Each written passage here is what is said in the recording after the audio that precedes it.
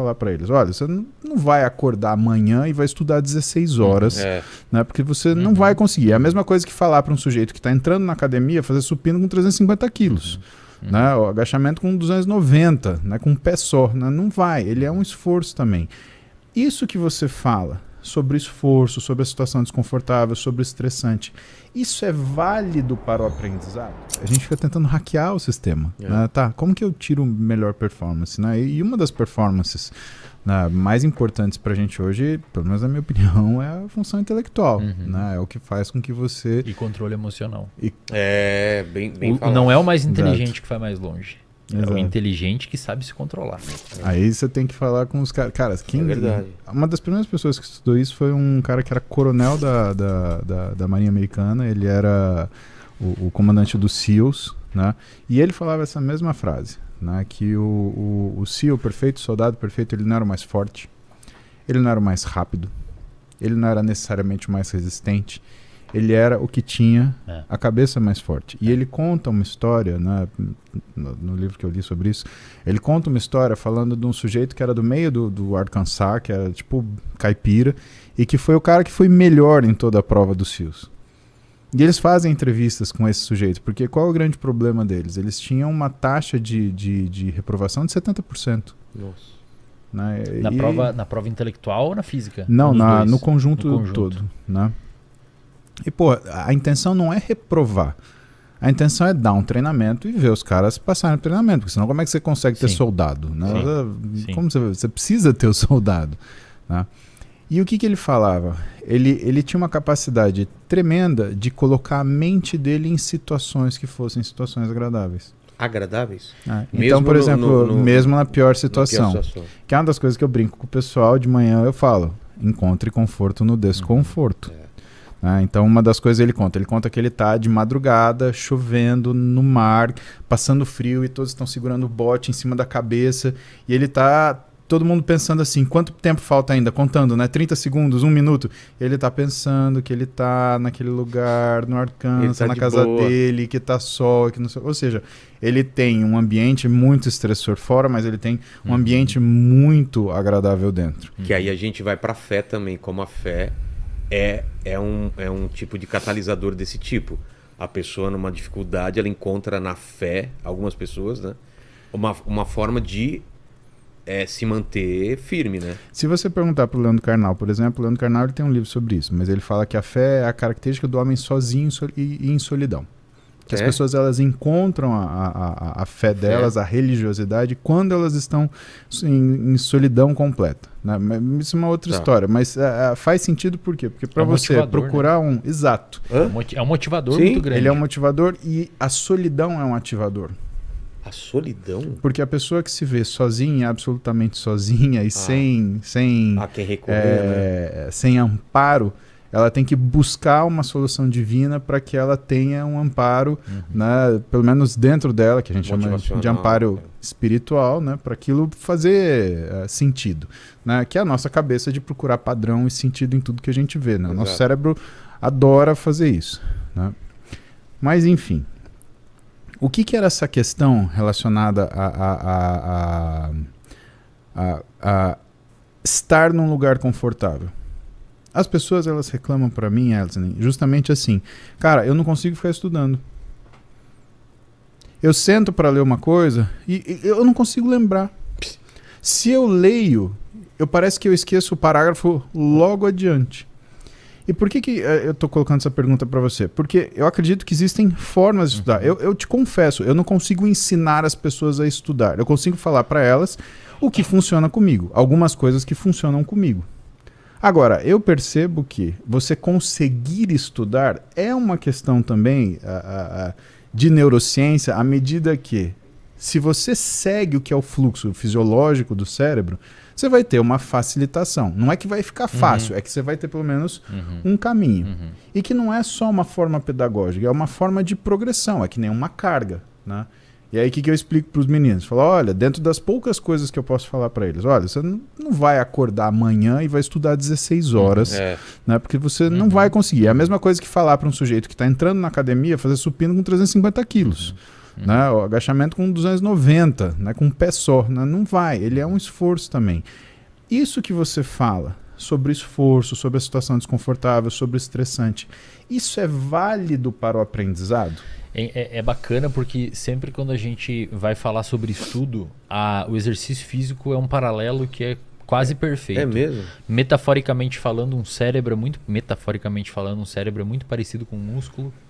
Porque quando mais você exercita, mais ele fica bom e eficaz, tanto em gasto metabólico, quanto em uso, quanto em tempo de uso, quanto em eficácia de uso e tudo mais. E eu costumo falar, quando você vai ver a galera do bodybuilder falando, né, do pessoal que quer usar hormônio e às vezes nem treina direito e acha que o hormônio vai resolver.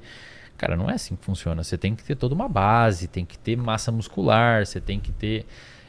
você já tem que ter rotina de treino, tem que ter hábitos saudáveis. Senão você vai usar hormônio, vai virar aquele braço mortadelão, grandão lá, que você não é. Se ferrar toda a sua saúde, ter todos os colaterais.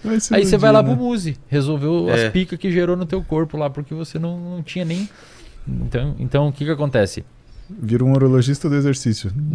Você resolveu as picas que o caboclo inventou. Então o que acontece, cara? Quando vem me perguntar de estudo, cara, Eslen, é umas perguntas que às vezes eu recebo, cara, que eu fico pensando, essa pessoa tá errada em múltiplas camadas que eu nem sei como que eu começo a responder ela. Como que eu aprendo mais? Cara, primeiro, você tem que ter uma base para florescer um bom estudante, que é o quê? Você ter alerta. Não existe cérebro que aprende sem alerta. O aprendizado depende de alerta. Isso já foi demonstrado demais, cara. Um pesquisador chamado Merznick, um cara pica na área de neuroplasticidade.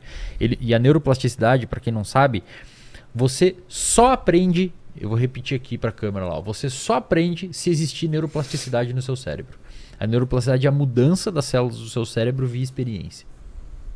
Tem um inibidor que a gente usa no laboratório chamado MK801, que é um medicamento que é uma substância que ela antagoniza receptores de glutamato e NMDA. Então não deixa gerar influxo de sódio que abre o receptor de glutamato, tirando o magnésio que primeiro. Tô aqui, tá? Não, mas é pra galera ouvir ali. Normal. É bom que ouçam esses termos. Se quiserem conversar entre vocês, beleza, mas eu quero entender, né? Essa é a parte que eu agrado os acadêmicos, cara. Deixa eu agradar os acadêmicos. Deixa eu participar da conversa. Os professores não me encherem o saco. Quando você tem uma sinapse glutamatérgica, uma sinapse de um neurotransmissor chamado glutamato, o glutamato ele é um neurotransmissor excitatório principal do cérebro que é liberado na fenda sináptica. Tá. Esse neurotransmissor é liberado na fenda sináptica. Ele se liga num receptor chamado AMPA, inicialmente. Esse receptor AMPA, ele abre, o receptor é um canal, então é um receptor ionotrópico. Ele abre e começa a ter influxo de sódio para o neurônio pós-sináptico. Esse influxo de sódio, que é um íon de carga positiva, ele começa a despolarizar a membrana. Então a membrana que estava em menos 65 mV, eu vou falar umas palavras estranhas. Tá. A membrana que estava em menos 65 mV começa a ficar mais positiva, indo para menos 60, menos 55, ou seja, ela está indo em direção ao positivo, né? Isso aqui às vezes é estranho. Em algum momento, essa membrana ela chega em menos 55, menos 50 milivolts e ela ativa os receptores NMDA. Esses receptores eles são ligantes dependentes e voltagem dependente. Ou seja, eles precisam que a membrana despolarize um pouco e precisam de um ligante glutamatérgico ali. Esse receptor abre. Isso aqui que eu estou explicando é o que acontece no seu cérebro quando você aprende. Ah, é? Quando você aprende que a capital do Brasil é Brasília, é isso que aconteceu no seu cérebro. Tudo isso Buenos que eu tô falando. Tá? O receptor AMPA abre, começa a ter... Ele tem um íon de magnésio que fica trancando ele, e o íon sai quando despolariza, ele é expulso ali do meio, começa a entrar sódio, mas também entra cálcio. O cálcio que entrou no neurônio pós-sináptico, que é uma célula, vai ativar uma série de quinases internas lá, tipo a CAN-quinase 2 e a PKC e outras enzimas e outras proteínas quinases que são mensageiros químicos que vão até o DNA do seu neurônio, sinalizam os elementos reguladores de transcrição que vão fazer o seu DNA produzir novos canais AMPA, o primeiro, que vão se acoplar na membrana, tornando a sinapse mais sensível. Isso é neuroplasticidade. Se antes você precisava corta aqui se antes você precisava de um estímulo desse tamanho para gerar uma sinapse, agora você precisa de um estímulo assim. Porque antes o seu neurônio, isso aqui é um neurônio, tá? e isso aqui é outro neurônio. Esse aqui é o neurônio pré-sináptico e esse é o pós-sináptico. Se antes o seu neurônio tinha 3 receptores, agora ele tem 4, 5, 6. Portanto, você não precisa mais de 10 moléculas de neurotransmissores. Agora você precisa de 3, porque tem mais receptor. Então você liga esse neurônio aqui com menos neurotransmissor. Isso é neuroplasticidade. Tá? Por que eu estou falando tudo isso? Porque para acontecer tudo isso daqui e você ter um aprendizado no seu cérebro, é preciso alerta. Então o estudante que chega para mim falando assim, cara, eu não consigo aprender, eu não consigo estudar direito, eu tenho dificuldade. Aí ele vai lá e fala pro Paulo na caixinha ou no banha, fala, eu não sei o que acontece, eu leio 3 páginas e não entra nada na minha cabeça e aí eu fico com preguiça. Você não consegue uma boa capacidade de estudo se você não tiver alerta. Se você não ter alerta. E o alerta... Você tá lendo o livro, passou 3 páginas e você não sabe... Cara, e o alerta, ele é o oposto do sono. Então você precisa dormir bem para conseguir ter uma capacidade de... É o início, é a base, é a terra. É tipo, você quer plantar um pé de limão, um pé de laranja, você tem que ter uma terra possível ali. E essa terra é o alerta. Depois que você tiver isso, aí você tem que ter um ambiente favorável, um lugar que você tenha silêncio, uma estratégia de estudo, o que você vai estudar. E principalmente, cara, motivação. Eu tenho uma aula lá no reservatório de dopamina que eu fiz que chama Como Aprender a Gostar de Estudar. Cara, é uma das aulas mais vistas de longe, é 1 hora e pouco de aula. Mas você sabe que se o cara não gosta de estudar, ele não vai ver esse vídeo, né? Não sei que ele queira aprender, né? Então. Detalhe, não é como estudar. Não, mas não é como estudar. Porque ele como não tá estudando. É como aprender a gostar de estudar. Porque senão o cara tem que... Não, no meio da aula eu falei, cara, não é sobre como estudar. Técnica, não é técnica de estudo. É como aprender a gostar de estudar, onde eu tento explicar pra pessoa como usar o sistema de recompensa dela. Eu vou te falar uma coisa que é meio óbvia, mas você vai explicar isso. É muito mais fácil a gente estudar de uma coisa que a gente precisa de uma coisa que a gente não precisa. Eu tenho que... É que a necessidade, ela é o medo é motivacional. Meu pai comprou um carro.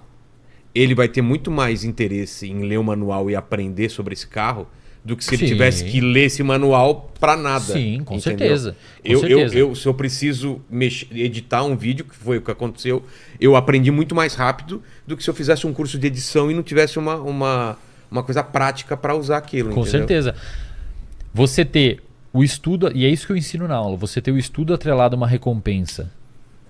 Isso ajuda você a ter motivação para estudar. Então, o que você vai ganhar estudando? E medo. Medo? Medo. Você tem que ter medo, cara. Medo do quê? Como é que você não tem medo? Medo Como é que o Paulo, que é um... sucesso. De bombar na prova? Ou de fazer cagada com os pacientes, não tratar direito alguém, não conseguir evoluir, outros canais de carro do meu pai de estragar lá na puta que pariu e não sei o que fazer. Não sabe o que arrumar. Outros podcasts atropelar o teu porque a edição tá ruim. Tem que ter medo, cara. Vou te dar uma explicação rápida. Hoje de manhã uma menina me perguntou no banho sobre doença de Pompe. Cara, doença de Pompe é glicogenose tipo 1. Esse é um negócio que acontece tipo 1 para 40 mil pessoas. É um negócio que eu parei de estudar na graduação. É raro? Essa menina... Raro pra caramba. 1 para 40 mil pessoas, indivíduos vivos. E a maioria, assim, não sobrevive muito tempo. Cara, essa menina me fez lembrar disso. Por quê? Porque eu tive um paciente que eu vi na graduação e que, cara, eu olhei e falei assim, o que essa pessoa tem? É doença de Pompe. Um paciente eu vi. Eu lembrei 15 anos depois. Cara, exato. Impressionante. E por quê? Medo. Eu não sabia tratar, não sabia avaliar, não sabia... Eu, aluno, né? Eu falei, cara, agora eu tenho que saber isso. Puta que pariu. E aí, vê todas... Aí você liga com todas as glicogenoses, né? Então, tipo 1, tipo 2, tipo 3. E aí vai a mesma coisa. Então, medo sim. Até porque o cortisol, que é um dos hormônios do medo, ele é neurotrófico. Exato. Não é à toa que o cortisol é neurotrófico. Por quê? Numa situação de medo, o que você tem que fazer? Reagir. E lembrar, né? Exatamente. Eu não sei se as pessoas sabem, mas o estresse pós-traumático, que é um transtorno, é uma super memória. O quê? Claro. Sim. Você foi assaltado na rua escura. Aí você começa a ter medo de todas as ruas escuras porque você não esquece que foi assaltado na rua escura. É uma super memória. Você tem medo de escuro, você tem medo de rua, você tem medo das associações. E é importante, cara. Eu sei que é estranho, mas... É importante evolutivamente você lembrar de onde que aconteceu uma cagada com você. Claro. Você não fazer de novo. Né? Só que o problema é que às vezes isso generaliza no seu cérebro para outras coisas. Então você tem medo de descer aqui no escuro. Não foi aqui que você foi assaltado. Foi escuro que você foi assaltado. Isso não funciona para time, né? Torcida, você tem uma experiência desagradável pra caramba com o seu time. No outro ano você tá fazendo a mesma coisa. Pra quem é corintiano sabe como é. Você São Paulino também, você tá sofrendo. Mas aí é emoção. Olha só, o que eu acho que é interessante, né? Aproveitar que Mas depois não esquece da aula lá de como ter prazer, de como ter... Como pra estudar, gostar de gostar estudar. né? Eu acho que é legal a gente levantar isso, porque tem dois caras que eu gosto muito, assim, e que tem relação com isso. Um, Steven Pinker, que é um cara que... Cara, muito legal, velho. eu gosto muito Tem um dele. livro, só perdão, tem um livro How dele the chamado... Mind Works. Muito bom, mas, cara, tem um que ele fala sobre violência, velho. É um livro que pouca gente conhece dele. Eu não conheço. Por que a violência diminuiu, uma parada assim. Cara, ele faz um apanhado histórico com base em estudos de esqueletos e tal, explicando... Ele explica a história da violência. É muito foda. Por que Só um Por que parênteses. a gente tá vivendo num tempo menos violento do que antes? E aí ele recebeu várias Mas basicamente críticas, é porque as pessoas acham que não, que hoje é muito mais violento. Mas não é, cara. Antes era bem pior, né, velho? O cara Não, podia entrar na sua casa... Tinha guerra, você É morava que- numa caverna, tá É ligado? que a percepção de violência era outra. Né? A percepção de violência era outra. Então, era razoavelmente aceito você justiçar as pessoas. Fulano fez isso com minha família, eu falei, matei ele, a família dele. Mas tudo bem. Você falou que tinha acontece. dois caras que você admirava, o Steven Pinker. Steven Pinker, que tem esse livro, How the Mind Works, e um dos caras que... Um dos livros que eu me surpreendi, que eu achei que ia ser um livro estranho, ranheta, mas que eu gostei bastante, de um cara que chama Rick Hampson. Ele escreveu um livro que chama A Mente de Buda. Nunca ouvi falar desse. Por que é legal? O Steven Pinker, ele fala que a inteligência, você tem duas formas de trabalhar o cérebro. Primeiro, a forma objetiva, que é ele categorizando informação. Então, por exemplo, né, o que é uma jujuba? Né? Uma jujuba, ela está dentro do grande grupo das comidas, no subgrupo dos doces, dentro dos sobremesa, dentro daquilo que é o snack rápido, né? Dentro do que é sabor de fruta, dentro do que tem bastante açúcar. Isso é a jujuba. Então, uma das habilidades do cérebro e a forma dele aprender, ele é agrupar. Por isso também a nossa grande capacidade ou a grande tendência que a gente tem de criar padrões. Exato. Economiza energia, muita energia. Exatamente. Né? E a outra coisa é a nossa capacidade de controle de emoção. Por quê? Quando você tem a categorização de informação, isso não transforma ela não transforma as suas ações. E que as emoções são necessárias para que exista ação.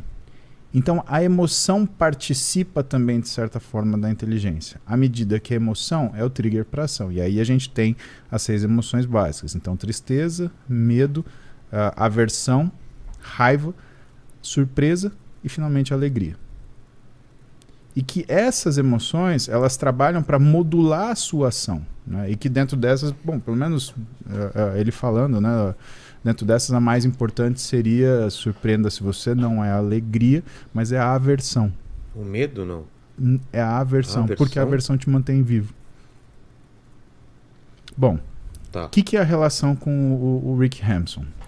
No livro dele, O Cérebro de Buda, Buddha's Brain, ele fala muito sobre o que é a doutrina budista, mas ela vista sob uma ótica de neurociência. Por quê? Porque quem que é esse Rick Hampson? Ele é um psicólogo, né, um terapeuta formado, né, nos Estados Unidos e que tem uma série de trabalhos, mas que ele fala de 3 que são os pilares do budismo.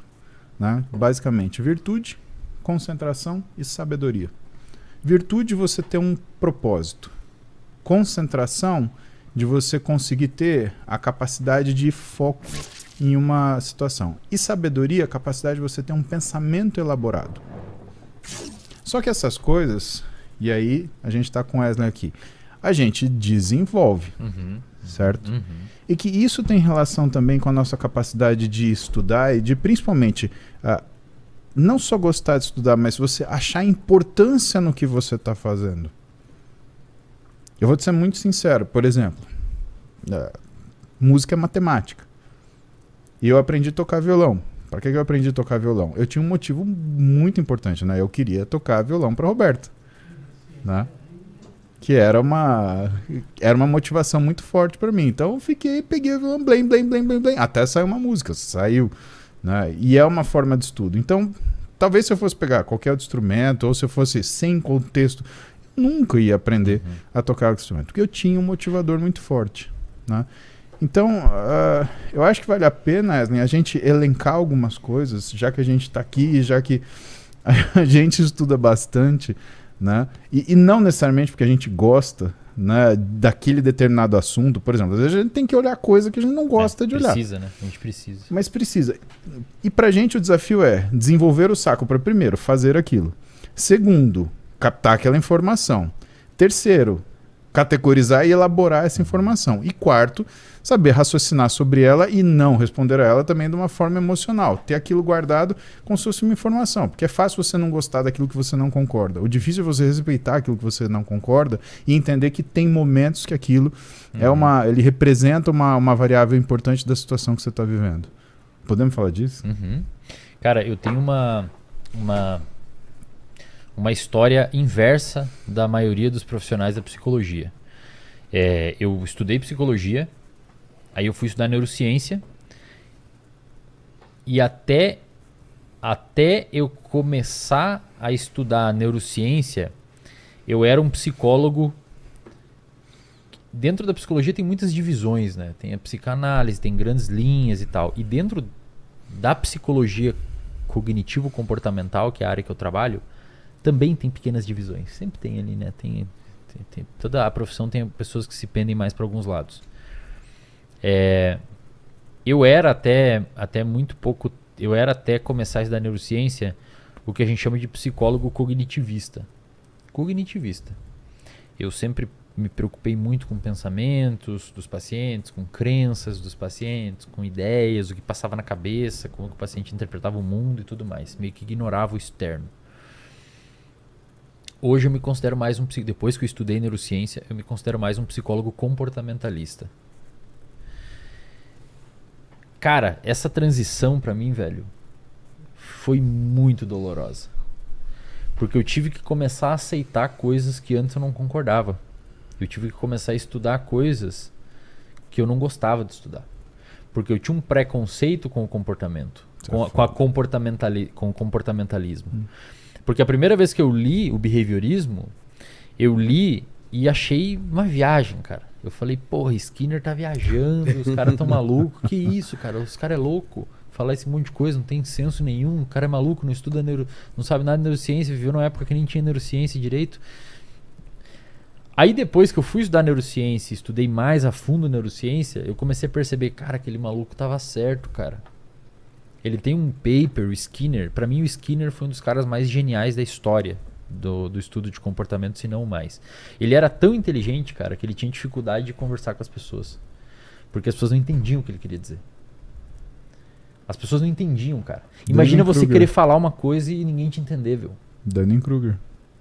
Aconteceu isso com o Darwin. O cara que escreveu lá a teoria da evolução das espécies por meio de seleção natural. Não, ele teve que escrever um livro para explicar o que ele estava querendo dizer com o primeiro. Detalhe, e o cara somatizava, ele tinha problema corporal, velho. Ele tinha problema corporal, dores, porque ele queria falar uma coisa e não podia por pressão, muitas vezes, da sociedade, e ele tinha medo que ninguém ia entender, cara. E o Skinner era mais ou menos parecido, inclusive... A obra do Skinner é o que o Darwin falou no contexto de biologia na parte de comportamento. O Skinner tem um paper, velho, na Science, 1970 e poucos o paper, se eu não me engano. O nome do paper é Select by Consequence, selecionado pelas consequências. Esse é o título. Fantástico artigo, cara. Um dos artigos mais geniais que eu já li. Que é a consequência do seu comportamento que a gente falou lá atrás. Ele explica lá isso. Só que, cara... É difícil, assim, porque eu estudei por muito tempo o oposto. Eu critiquei por muito tempo essa área. E eu comecei a me pegar concordando. Ficou puto. Entendeu? Cara, foi muito custoso, cara. Porque eu senti que eu perdi tempo. Eu senti, cara, eu perdi tempo, velho. Depois eu fui entendendo que não, peraí. Na verdade, aquilo que eu estudei lá atrás, se não tivesse estudado aquilo, eu não chegaria onde eu tô hoje, nas conclusões que eu tenho hoje. Todas as etapas são importantes. Exato. Então a galera a galera, claro que você sempre vai ter coisas que você gosta mais de estudar e que você quer mais estudar, mas eu diria que é até importante você manter estudos de coisas que você não gosta eventualmente para você não perder esse músculo.